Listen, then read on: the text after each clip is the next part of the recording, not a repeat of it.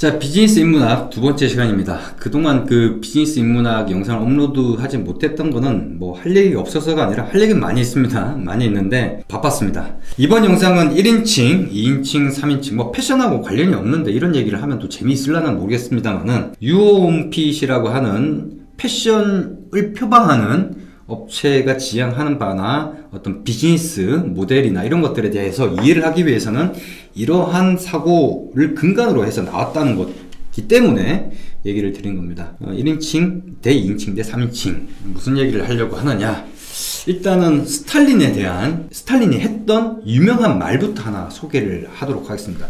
스탈린 모르시는 분들 없겠죠. 뭐 키워드만 좀 얘기를 드리면 2차 세계대전, 소비에트 연방, 공산주의자, 코수형, 스탈린이 했던 유명한 말이 있습니다. 이 말을 한번 제가 읊어드릴 테니까 한번 이 말을 듣고 이게 어떤지에 대해서 본인의 생각을 한번 잘 생각을 해 두시기 바랍니다. 한 명의 죽음은 비극이지만 100만 명의 죽음은 통계다. 어떤 생각이 드십니까? 윤리적인 관점에서 말도 안 되는 소리다 라고 할 수도 있겠고, 또 어떤 면에서는 지금까지 어떤 역사의 뭐 전쟁의 역사를 보다 보면은 이런 부분에서 충분히 들어볼 만한 부분은 또 있다 라고 생각할 수도 있고요. 어떤 걸 가지고 이게 옳다 그르다 이렇게 얘기를 드리고 싶은 생각은 없습니다. 단지 저는 이 스탈린의 이 말을 보고서 했던 생각은 이 뭔 개소리야! 저는 개소리라고 생각합니다. 제가 개소리라고 했다고 해서 뭐 지금 그렇게 생각하지 않으신 분들은 틀렸다 이런 얘기를 하는 거 아니에요. 그게 바로 이렇게 얘기를 하는 게 지금 여러분들이 생각했던 거는 3인칭 시점에서 얘기를 했던 거죠. 3인칭, 그러니까 나랑 무관한 사람, 무관한 입장에서 근데 2인칭 시점으로 제가 스탈린이 지금 살아있어서 제 앞에 있다고 한다면은 2인칭 시점을 돌려서 되묻고 싶은 부분이 있는 거죠. 2인칭 시점을 돌려서 이렇게 역으로 질문을 해보면은 100만 명의 죽음 속에 본인의 자식이라든지 본인의 부모가 속해 있다고 하면은 그것도 100만 명의 죽음은 통계라고 할 수 있느냐 라는 부분이죠. 2인칭 시점이 되면 조금 생각이 달라지는 부분이 있죠. 자, 그럼 1인칭 시점으로 돌려놓고 생각을 해보면 그 100만 명의 죽음에 스탈린 본인도 속해 있다고 하면은 그것도 통계라고 할 수 있느냐, 저는 그 얘기를 드리고 싶은 거죠. 네, 그렇기 때문에 1인칭 시점, 2인칭 시점, 3인칭 시점을 봤을 때 3인칭 시점은 뭐 이럴 수도 있고 저럴 수도 있다라고 생각은 해도 1인칭 시점과 2인칭 시점을 놓고 봤을 때 스탈린이 했던 이 말은 궤변이다 라고 생각을 하는 거죠.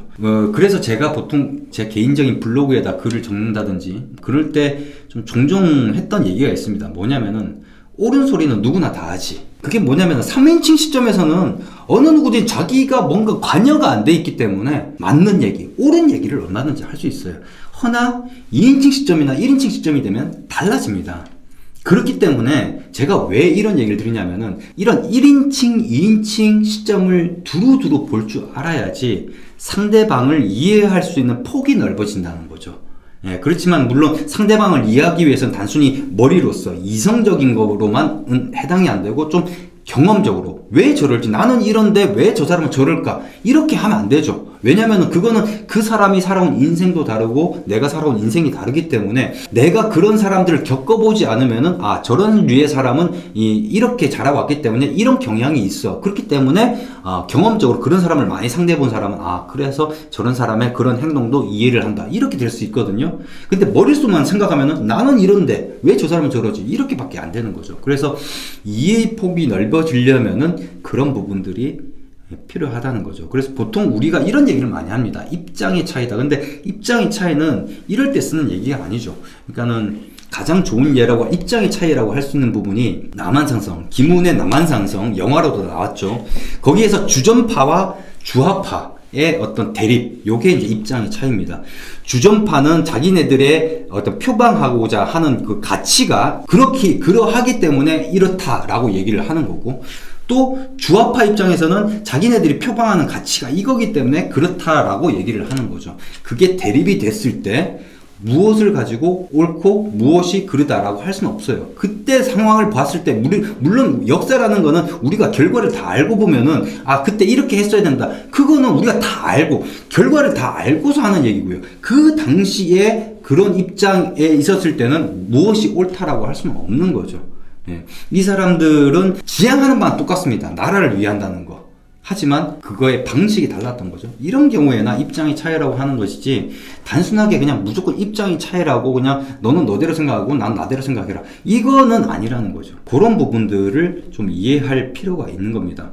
예, 그래서 이걸 비즈니스에 접목을 하다 보면은 이런 거라고 볼 수 있죠.